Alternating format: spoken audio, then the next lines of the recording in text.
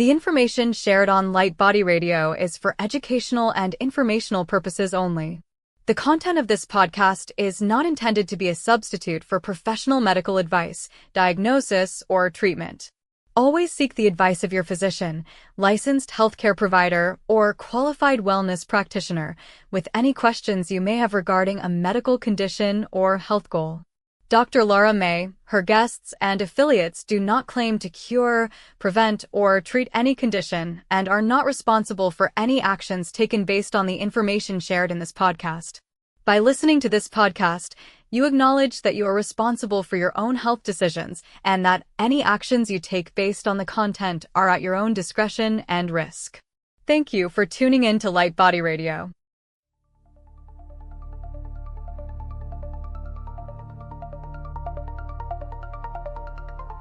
Welcome to Light Body Radio, where science meets soul and healing gets multidimensional.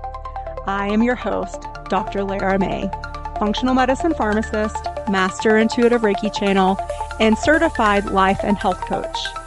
Here we decode root causes, transmute stuck energy, and empower your full spectrum healing journey, body, mind, and light body. This isn't just wellness, it's awakening, grounded in science, guided by spirit, and designed for your evolution. Let's rise and radiate. Welcome to the next level of you.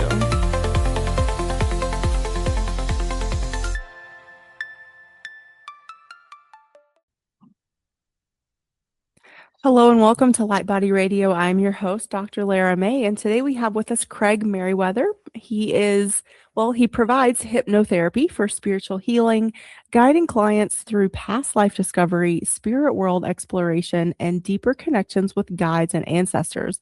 As founder of Sacred Mystery, he offers one-on-one past life regression sessions, workshops, and multi-day retreats, both nationally and internationally, helping people unlock transformation and soul wisdom. Welcome. Oh, thank you, Dr. Lara. I really appreciate being invited on, and such a unique topic. And so, Yeah. to discuss it. Yeah. So tell us how you came to be interested in past life regressions and practicing it yourself. Yeah, that's kind of the short version of it. Kind of two big aspects of my life growing up was one, I struggled a lot with depression and anxiety. And, this is back in the 1980s, so it wasn't any way to research things on the internet, or they even have the SSRI drugs at that point, the Prozacs and things, didn't come out until the late 90s. And so it was really just whatever book you might be able to find at the library or the bookstore, or whatever talk therapist you might find in the yellow pages. Mm-hmm. And, as a teenager, probably not going to do any of that stuff. It's just one of those things where you're just like, well, I guess this is just the way you're supposed to feel, because that's the way I was feeling. But in the 90s, as I, went to college and just, my worldview opened up more about life and got more information about just being a human being, I guess. I started getting into the personal growth things, Tony Robbins, that kind of stuff in the 1990s, and I really started to work on myself. But I didn't want to feel like that anymore.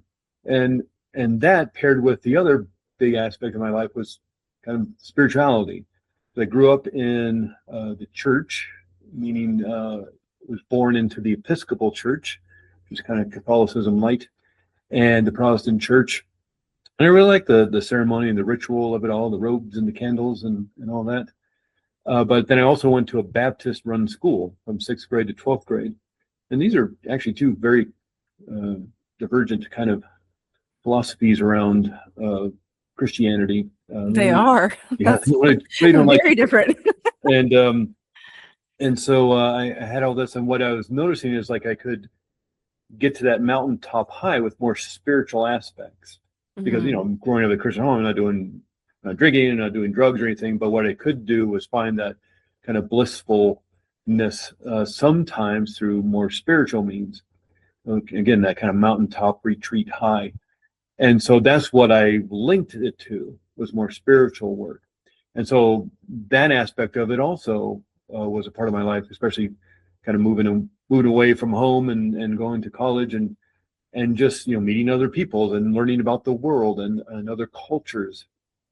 and going to festivals and seeing dance and eating food and seeing, hearing music and seeing their martial arts and taking a Zen meditation class and all this kind of stuff opened my worldview, just got wider and wider, wider. And as you learn about other people and other places in the world, you learn about their philosophies of life as well as their spirituality and their traditions. And that's where the whole idea around reincarnation started coming up and past lives. And so one of the things that came about in terms of my personal growth work was something that kept getting mentioned was hypnotherapy.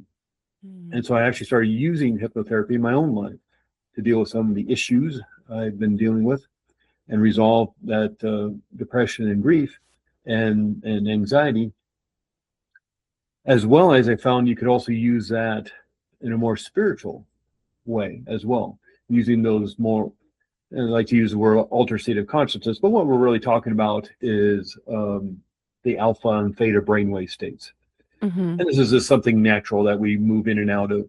I'm not talking about using ayahuasca or maybe LSD or anything, plant medicines or chemistry to alter your state of consciousness. I'm just talking about going from the beta brainwave state where you're consciously aware of this present moment, focused on your task, maybe at work, at school, at home, and then just kind of drifting off. Your mind drifts off to the future, what's going to happen this weekend, things about what happened in the past, the vacation you took, or whatever. Your mind drifts off, and in a basic way, basically what happens is the brain just slows down how fast it's processing information. Basically, you move out of the brainwave state, firing those brain cells at about 18, 20 cycles per second, down to the alpha brainwave state, firing about 12 cycles per second. And so it's just like being bored back in high school math class. You altered your state of consciousness by daydreaming out the window. You don't really hear the teacher anymore. You don't hear the kids anymore. You just drift off. Well, that's the state of hypnosis. There's nothing magical or mystical about it in that way. But by quieting down that conscious level of mind, you can access these other parts of the unconscious and what some call the super conscious level of mind, your higher self, or those more spiritual states. And so all that kind of combined into the two things that I was interested in. One, relieving my own hurt and pain, as well as my interest in the more spiritual states. And I sort of, again, more of a long story, maybe for another time, but sort of had my own spontaneous past life regression memory while kind of having a spiritual meditative experience with a friend, doing some meditation work. And then I had this spontaneous, and that interested me even more because now I was like, well, okay, well, maybe there's more to this. And so I researched more about that. And one thing leads to another. And later in life, I pivoted to, study hypnotherapy because it's a huge part of my life. Were there certain, were there certain teachers or mentors that you found along the way? Well, in terms of, it certainly, to put it back to the original work I was doing was a lot of Tony Robbins stuff, back in the early 90s. That's when his big book came out, the early 90s, Awaken the Giant Within. Yeah. And so the personal growth movement really started blowing up. And then Oprah started her show somewhere around there in the 80s and 90s. It was getting super popular. She talking all sorts of things positive and self-growth and self-care and all that kind of stuff. And not in the sense that I was spending every day watching Oprah and reading Tony Robbins, but it's just like you start hearing this stuff. And, And the zeitgeist of the times was, oh, you're allowed to take care of yourself. Yeah. And here are some great techniques on how to do that. And so that was a big part of it. And then when I went to train for hypnotherapy, I chose the Hypnotherapy Academy of America. It's a great school, training facility. So you actually go there and sit in a classroom with 25, 30 other people. And this isn't just like a history class at college where you go from like 1 p.m. to 2 p.m. Tuesdays and Thursdays. This is 9 a.m. to 6 p.m. Monday through Friday. And so it's real intensive work training in hypnotherapy, learning about the scientific validity behind these techniques you're learning. Maybe you see a demonstration at the front of class. Then you break up into small groups. You start working with each other with this stuff. And the reason I really wanted to go to this school is, one, is this extraordinary reputation, but there's 5 modules, and the first 3 modules, and they're 2 weeks each, so 10 weeks total, 500 hours of training in hypnotherapy. The first 3 are just clinical hypnotherapy, training around trauma and helping people release the hurt and the pain, and the things that may be causing the anxious feelings, the nervousness, the stress, the anger. So dealing with trauma and things like that, maybe even from early childhood. That's the first 6 weeks, just clinical hypnotherapy. The module 4 is medical hypnosis. That's like pain control and healing acceleration, that kind of thing. How to help somebody if they need to have some major dental work and they're allergic to the lidocaine or the novocaine or something. How you can do pain control and healing acceleration, immune system boosting, that kind of thing. And that was, some of the trainers were physicians. Dr. Robert Sapien, Dr. Joaquin Dulce, neurosurgeon, literal brain surgeon, one of the teachers of the medical hypnosis. But the last module, module 5, was past life regression. So you learn about trauma. You learn about how the body may carry hurt and pain. You know, the famous book, Body Keeps the Score. And just as a 70-year-old and maybe still carrying the hurt and pain of something that happened when they were 5 or 6 years old, even though that was potentially 60, 65 years ago. What if you take it in a more spiritual direction and you're holding on to this hurt and pain from a past life? And that's where the conversation gets really interesting, and that, you know, and that's where even 8 hours, 8-hour podcast might not be enough to really get into the real depth of this. But when you're looking at this kind of work, what was fascinating to me about the training was that you got this foundation of learning how to help somebody with the trauma and the hurt and pain, and then moved it into a more spiritual direction by the end of it. So you already have 400 hours of training before you went in a more deeper spiritual direction. And and then on top of all the other continuing education and Roy Wood and Brian Weiss and all the other people, right. At conferences and things like that. But I just went to a Brian Weiss workshop last summer. Oh, cool. 82 years old. I know, it's amazing. He was one of my early mentors, so that's why I asked. Yeah. And so of course his books, but probably in terms of this work, the one that really resonated with me is Michael Newton. Okay. And his book, Journey of Souls and Destiny of Souls. And just, real quick background on Michael Newton. I find his books fascinating. And the Michael Newton Institute's still out there doing research and work. They just released a book a couple of years ago, Wisdom of the Soul. But Michael Newton was a psychotherapist. He passed away in 2011. And in 1969, working with somebody who was dealing with some hurt and pain, some trauma, and he thought, well, hope he did some regression work and do some hypnosis and move back to childhood and see if we can create some resolution. Well, they did this hypnotherapeutic process of regressing back to childhood, but the guy kept going. He went back past childhood, past being a newborn, and went all the way back to soul state, the soul world, what Michael Newton eventually called life between lives. And this guy did his deep healing work there. And so Michael Newton was fascinated by this. It was like, well, can other people do this? Is this a thing? Was this more symbolic, metaphoric healing that the subconscious mind created? Was this a real thing? He was very curious and wanting to see if other people could achieve this state and create the healing. And so he started working with people because it was somewhat accidental. So could you do this on purpose? And he started working with people in the early 70s, and he developed a protocol on how to get people back to this state and help them create that healing. And what he also found is people were having similar experiences to each other. This is the 1970s. There's no, of course, internet. There's no WhatsApp or cell phones or texting or anything like that. So these people aren't communicating with each other. Yeah, they're from different walks of life, maybe different parts of the country, Mm-hmm. and maybe different parts of the world, and yet they're having similar experiences, regardless of age, regardless of background or culture.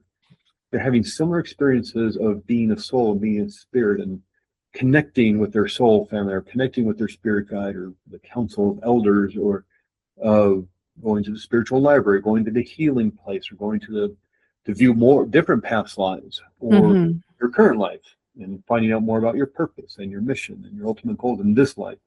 And one aspect that people came back with was that we come to this realm, this classroom of planet Earth, again and again, to learn and grow and to develop as souls. And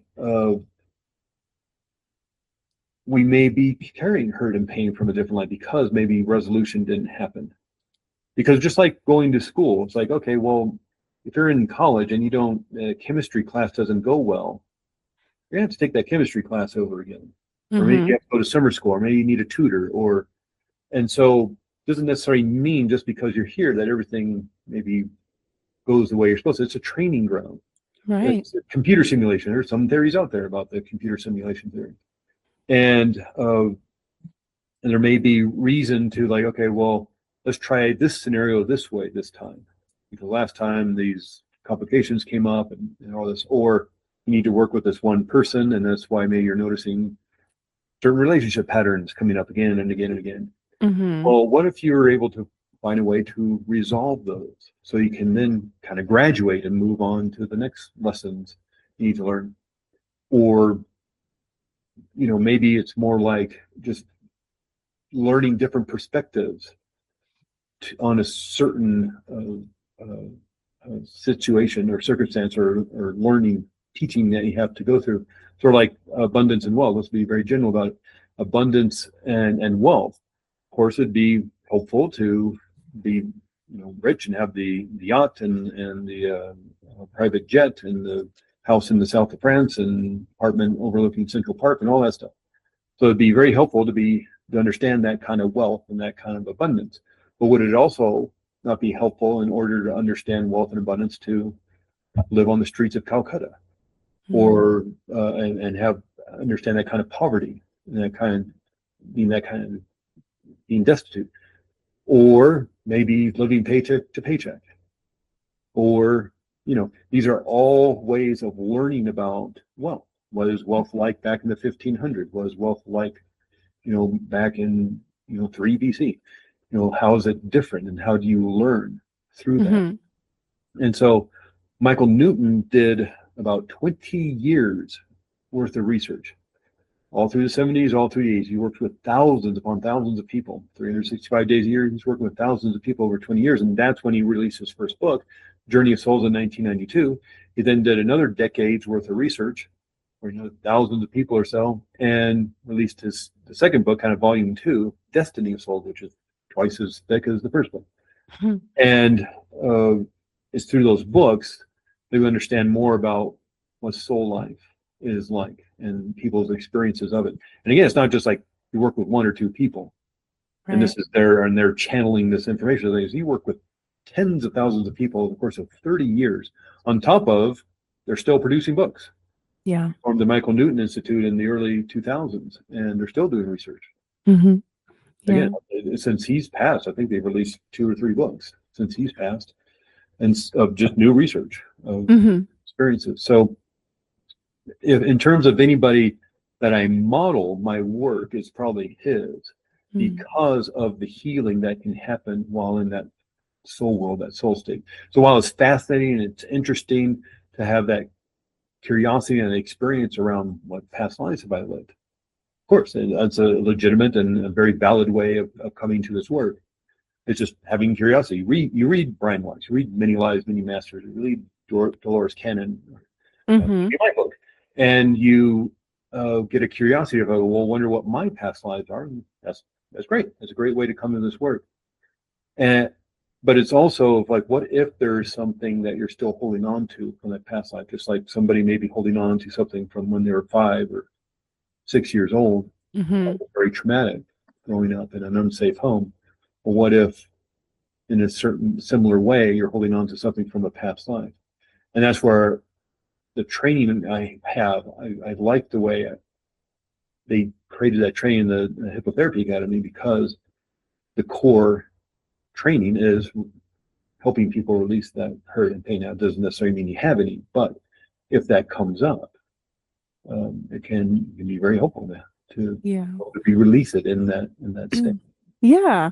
So I'm a student of Dolores Cannon, and I'm certified in her process and methodology. And what I love about all of these different teachers is that essentially when they're publishing their work, they're publishing the same themes, and this, and so I think that again, like brings validity to what can seem like very esoteric and very woo-woo, but there, I think I love this, especially for those of us that are seekers about, like what does happen when we're not here in this physical body, this human body.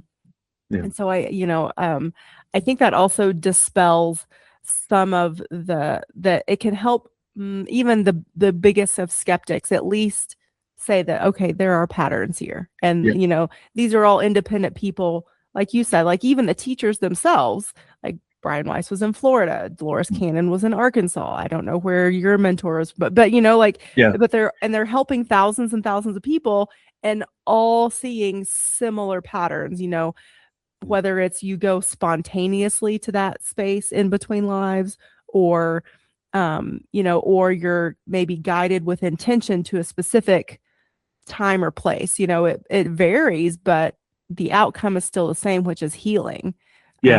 Which is beautiful. Yeah. And what I find fascinating, especially I with Michael Newton and Brian Weiss, is that they are very left brain analytical academics. And we're not versed in the more spiritual side of things, if you excuse the expression, the more woo-woo side of stuff. Right, yeah. But they were curious enough to look into it because they're scientific people. Instead of shutting it down as, well, that's impossible or that can't happen, it's like, well, what if? And that's a great question to ask in science, or how can, or why is this? And even with Brian Weiss, you read that Many Lives, Many Masters book that came out in 1988. But that person he was working with, Catherine, I believe her name was, it's been a while since I read that book. He was working with her for like a year because Brian Weiss, he's got a master's degree in chemistry from Columbia. He's got a medical degree from Yale. And then he went into psychiatry, and he was head of psychiatry at Mount Sinai in Miami. And he was working with this a patient of his for a year. And he just couldn't find a way to help resolve her, the issues she was dealing with, help her find healing through what she was going through, the anxiety and the stress and the overwhelm, the hurt and pain.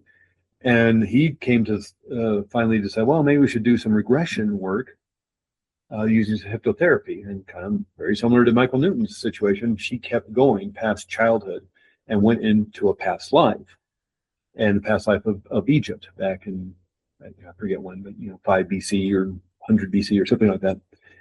And at first, once again, Brian Weiss just thought, oh, this is a construct of the subconscious mind to find a symbolic way of finally resolving this. And he said, fine, let's heal the way the subconscious mind needs to heal.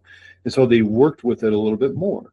They did a few more past life regression sessions. Again, this analytical academic Dr. Brian Weiss thinking it's more of a symbolic metaphoric healing, just like Freud talks about and Carl Jung and Milton Erickson and all that.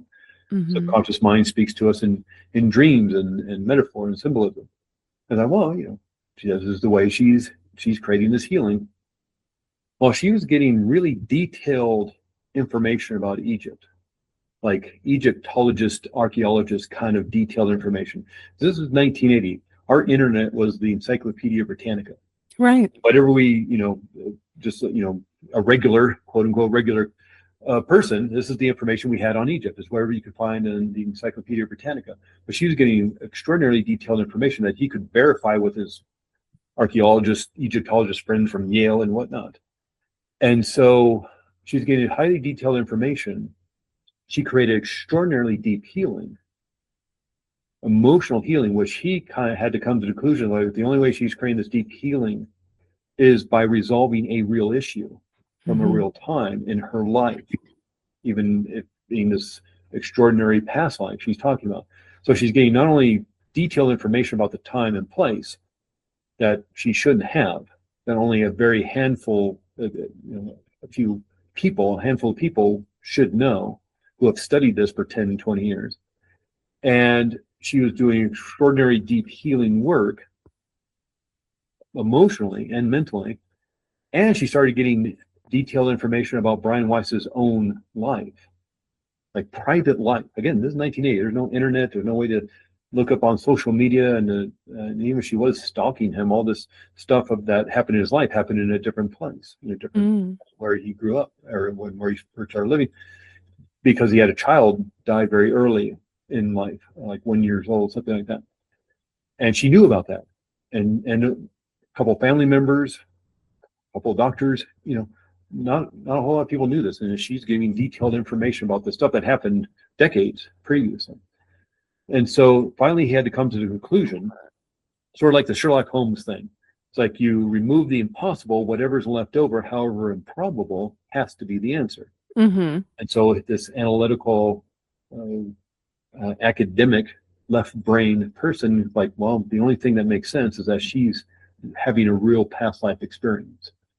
And so about 8 years later, he releases the book Many Lives, Many Masters, and that really set off and I think because it comes from such an academic kind of viewpoint, as opposed to the more spiritual side of things, it comes from a more academic viewpoint from a medical doctor, that set off the kind of modern day past life regression therapeutic movement, if that you can call this a movement. And then a few years later, Michael Newton and his Journey of Souls comes out from another doctor. Mm-hmm. And so I think basing this in science, that's what my book's about, the Past Lives Guidebook, is more about the science of this. And what is the evidence that this is real? Because I have my own skepticism about it. I love spirituality, but I also am more of the X-Files. I want to believe. I don't necessarily do believe in a lot of this stuff. So I like looking into it. And is it possible that we can really access this information? And it's not a metaphor or a symbolic construct of the subconscious mind to find healing or build confidence or something else. And just looking at all the evidence, even maybe the government research into remote viewing, showing that consciousness is non-local. And if you haven't heard about that, that's a whole nother 3-hour podcast on remote viewing. But basically the Soviet Union back in the late 60s wanted to weaponize psychic ability so they could look at the Pentagon, the war plans, troop movements, underground bunkers, things like this. It's concerned the CIA, and long story short, they found some researchers to help them look into psychic ability, and they started calling it remote viewing because they could move consciousness across locations, even underground, and look into underground bunkers. And what they also found is they could move forward and backwards in time, so that they're showing consciousness is non-local, meaning it's not imprisoned within this skull of ours, within this brain of ours, but this brain seems to be more of a receiver and transmitter, like an antenna. Right. Yeah. And it's not anchored in this exact time and this place. Yeah. Exactly. And so the government spent 20 years before it was found out due to a Freedom of Information Act in 92, 93, something like that. And so all this information came out and everybody got real embarrassed that the government was spending millions of dollars and decades of research time on something as ridiculous as remote viewing. And they claimed they shut it down, but I'm guessing if it really worked, which they proved that it did. In fact, they did one extraordinary one in 1975. The Soviet Union was building something in a factory, airplane hangar, warehouse thing, huge. They could see the movements due to satellite images. They could see they're doing something. They're building something. They wanted to know what was in that factory, that warehouse. What were they building? And so they had somebody remote view in there, and the guy described the world's largest submarine, like aircraft carrier sized submarine, which they thought would be impossible to work, to operate. It had 20 torpedo silos, which is ridiculous. You don't have 20 torpedo silos. And it was built really far away from the ocean. And you build a big aircraft carrier, you don't build it, in Las Vegas and then get it to the sea. You build it right at the ocean, and then you drop it into the ocean. Well, it seemed impossible. So what they actually had the remote viewer do is look into the future and see how are they going to get this submarine from this hangar to the ocean. And he looked into the future about 6 months, and he said they're going to start digging trenches. They're going to dig trenches, they're going to pull it in. And that's exactly what they did. 6 months later, they started digging trenches, and they pulled at the time, the world's largest submarine with 20 torpedo 50 things. And it was extraordinary. And it's like, this is the information they were getting right at the beginning of their work. And so again, if they were getting real information, all they did was change the name of the program and moved it to the offices across the hallway. They still got to be doing it. Yeah.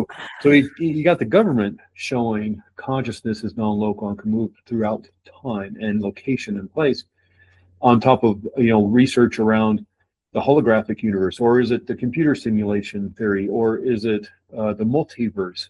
And it's all this extraordinary information, especially information around even the brain nowadays, and whether the brain is the storehouse of information and memory, or is it an antenna tapping into something else? Not only like I got my phone right here.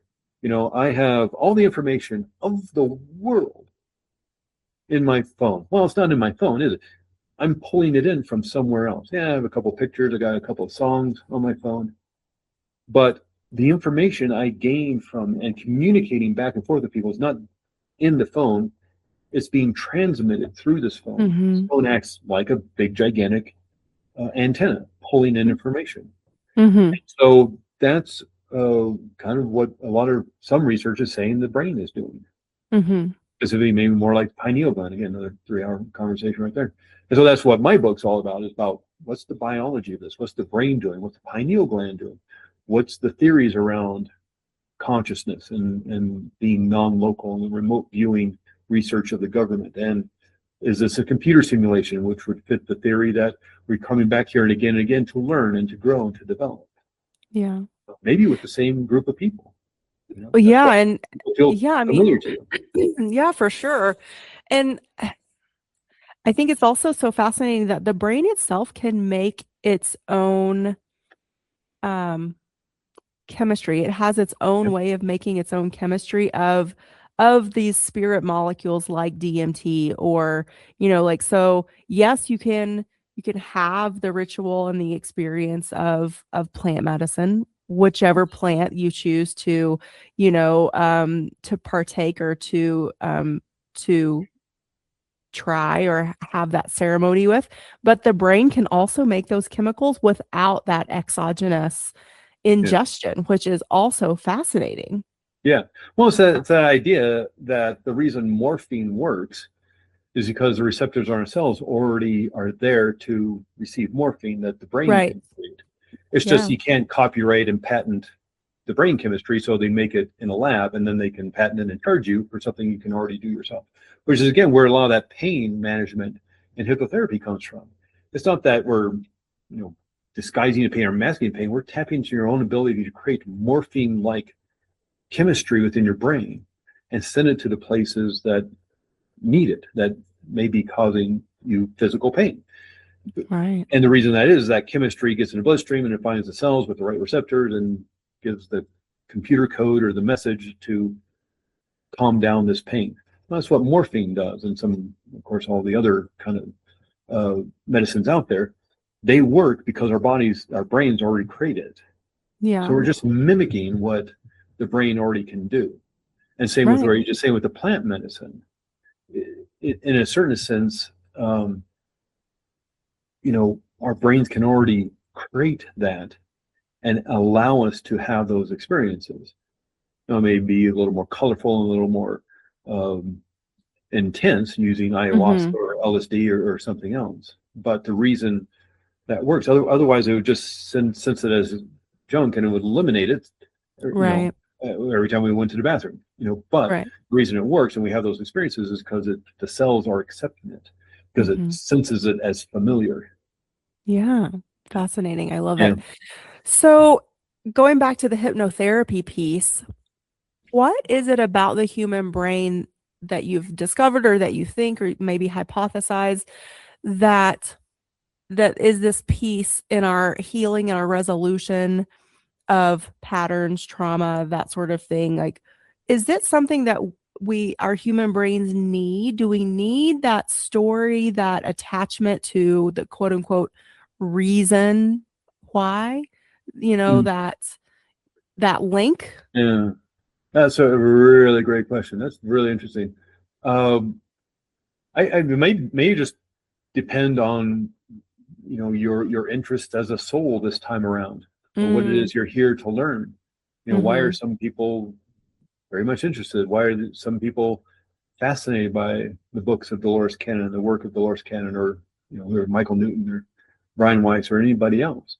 mhm, Again, it's sort of like thinking about music. Why do you like this music as opposed to that music? There's something that connects you to a certain era, a certain style of music, a certain type of TV show, or a certain sport.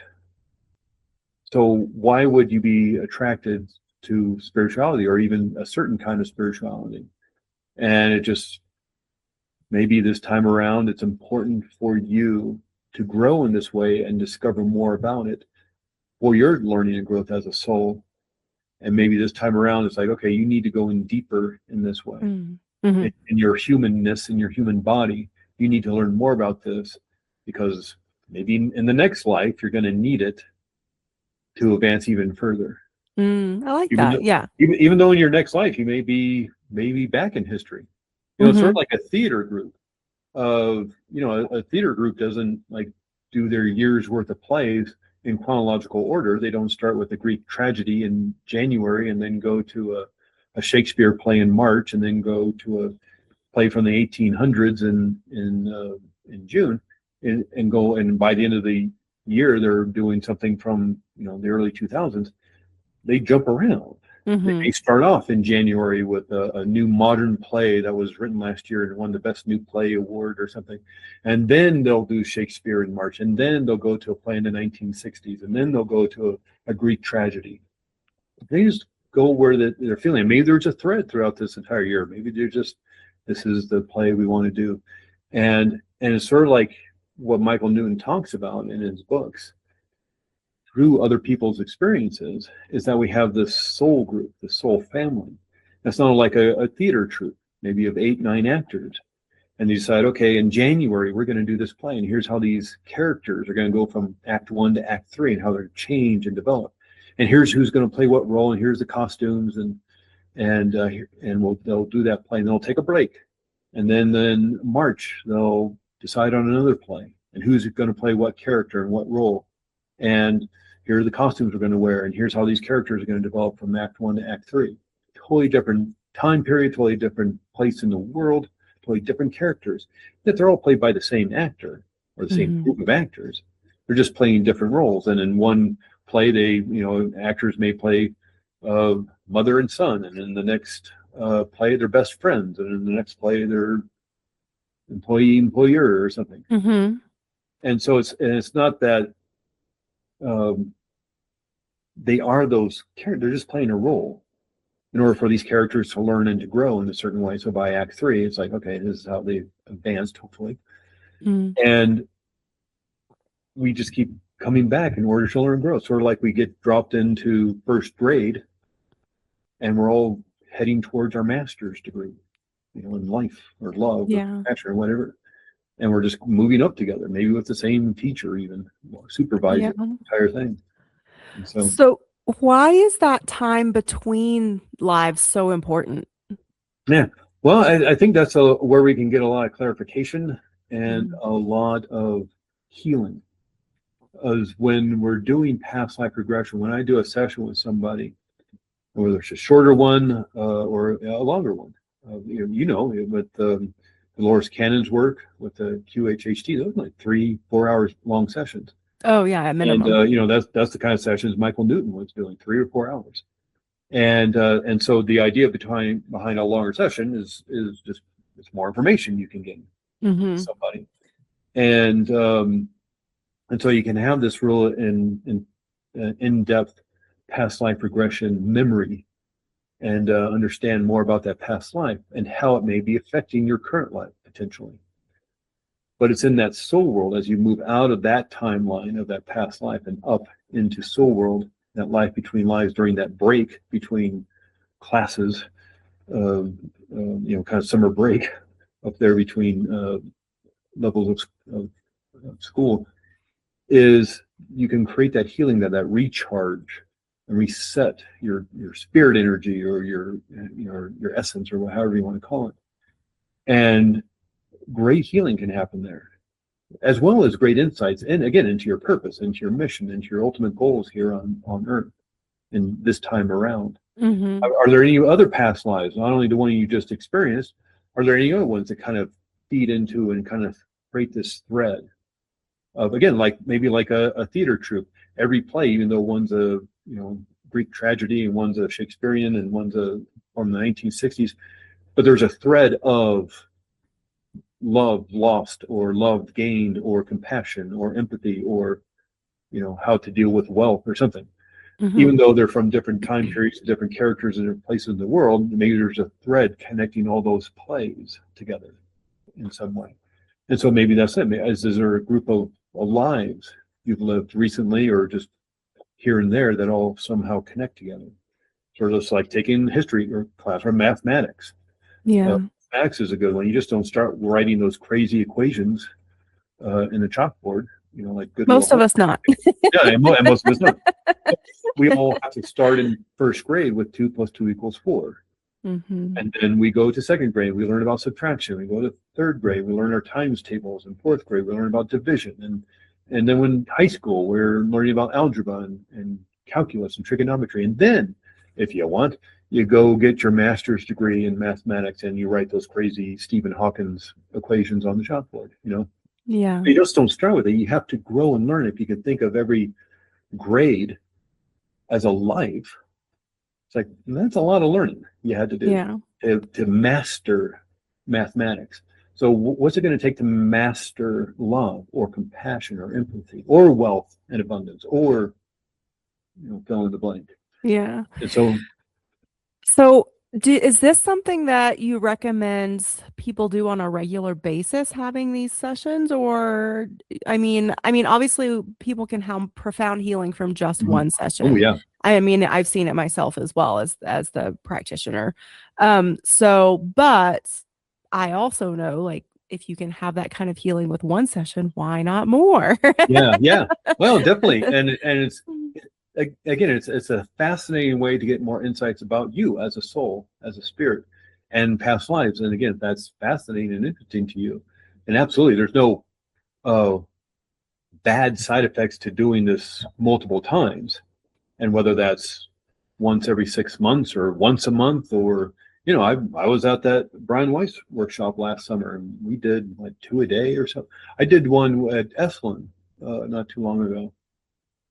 And over the course of 5 days, I think we were doing like 2 a day, so somewhere we did around 8 or 10. Yeah. In the course of 5 days or so. And it's just, I guess it's sort of like looking at home movies, maybe. Sure. If that fascinates you and you're interested in Yeah. your genealogy and you want to look more about where your grandparents came from, and so you have all these movies or books, genealogy books or something. And the more information you get, the more information you understand about where you come from, your heritage, your ancestry. And so it's sort of like that. The more information you get, the more information you have. Yeah. So, well, tell us where people can find you, or like how you maybe recommend they navigate or approach your work. Yeah, well, the best 2 ways. Well, there's the book, Past Lives Guidebook. Find that on Amazon, of course. And then the Sacred Mystery Hypnotherapy.com website. And so Sacred Mystery Hypnotherapy. And you work with people one-on-one, working on doing some retreats later in the year and things like that. Setting up a Zoom class for May or maybe June, when you're hearing this, I guess. But just keep looking, because I'll probably be doing Zoom classes over the course of the years coming up. But Sacred Mystery Hypnotherapy is the place. And I'm happy to get on the phone, talk with you, or email to chat about this kind of work if you have questions about it, because it's a fascinating conversation. I mean, It really again, is. like I said, We we barely could do, scratched the surface yeah, today. we could do a 10-hour podcast and still probably have more questions than answers by the end of Yeah. it. So, Yeah. So, do you work with clients in person, remotely, both? I do both. People find it really easy and comfortable to do it from home through Zoom. And in and of itself, I'm not like, like, as you know, you're not really fixing them. You're guiding Right. them and helping them. So Yeah. being in the comfort of your own home works really, really well. Of course, love doing it in person. If you happen to be in Flagstaff, Arizona, passing through, going to the Grand Canyon or in Sedona, because we're going to be doing some of the workshops and things later on. But I do a lot of the work through Zoom, and which is great because I've worked with people around the world. I've worked with people having to be in Tahiti and Switzerland and England, and it's not a flex or a brag, but it's just like, this is how powerful this is. Yeah. That, as long as we can get the time zones right, you can be anywhere Yeah. and have this experience because you're the one having this experience. I'm there to guide and to facilitate, to lifeguard, if you will.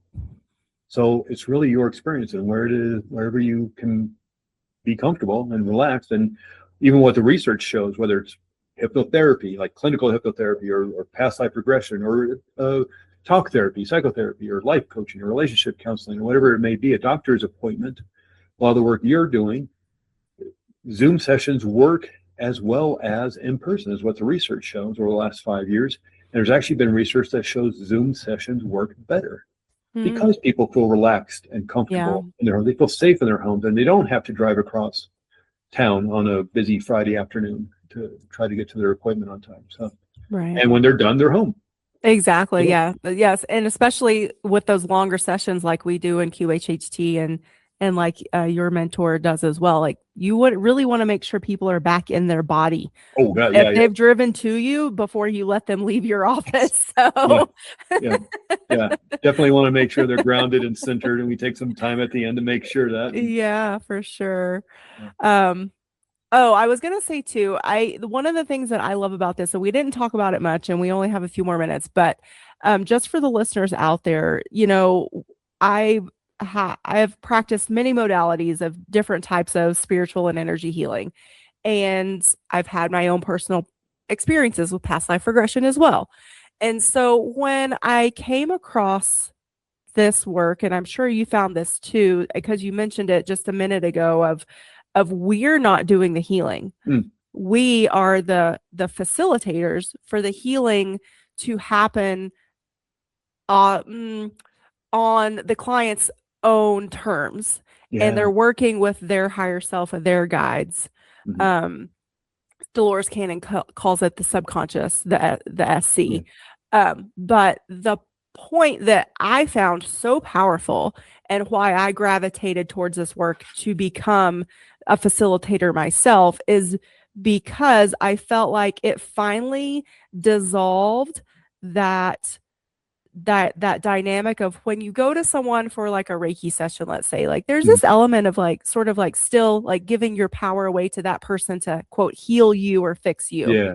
I mean, and even the best of us that try to still put the ball back in the client's court, there's still, I feel like, that subconscious dynamic there. But within this hypnotherapy and past life regression and this type of healing approach, it really is it's really solely in the client's hands. Like we are just opening up the mind to allow whatever is meant to come through for that healing to happen. Yeah. And it may be the difference between like Reiki or a massage. And you want that, and it's obviously very valid and worthy. Sure. Yeah. There's still great modalities. But this is more like maybe a yoga class. It's like, well, here's somebody guiding and facilitating, but you're doing the work. Yeah. And again, very valid and very worthy. And it's all what's nice is just having this toolbox of, well, today I really need a massage. And today I really need a yoga class. And today I need a Reiki session. And today I need past life regression. Yeah. And they're different modalities that all have maybe a similar goal of just making you an awesome person. Yes. Creating healing. Yes. Well, thank you, Craig, so much. Yeah, you're welcome. Again, we barely scratched the surface. So I feel like there's so many more layers here we could talk about, but all listeners, go head on over to sacredmysteryhypnotherapy.com. Check out his book, Past Life Guidebook, on Amazon. And thank you so much. And we'll hope to have you back soon. Yeah, absolutely. Thank you. Thank you. Thank you for joining me on Light Body Radio, where functional medicine meets intuitive healing and transformation happens on every level. If this episode resonated with you, please like, share, and if you're ready to go deeper, visit drlaramay.com to book a functional medicine consultation or an intuitive healing session. Whether you need to rebalance your body, clear your energetic blocks, or reconnect with your soul's purpose, I've got you. You can also follow me on Instagram or TikTok at Dr. Lara May for daily inspiration, energy updates, and healing tools. Remember, your healing is multidimensional, and so are you. Until next time, honor your body, trust your intuition, and activate your light.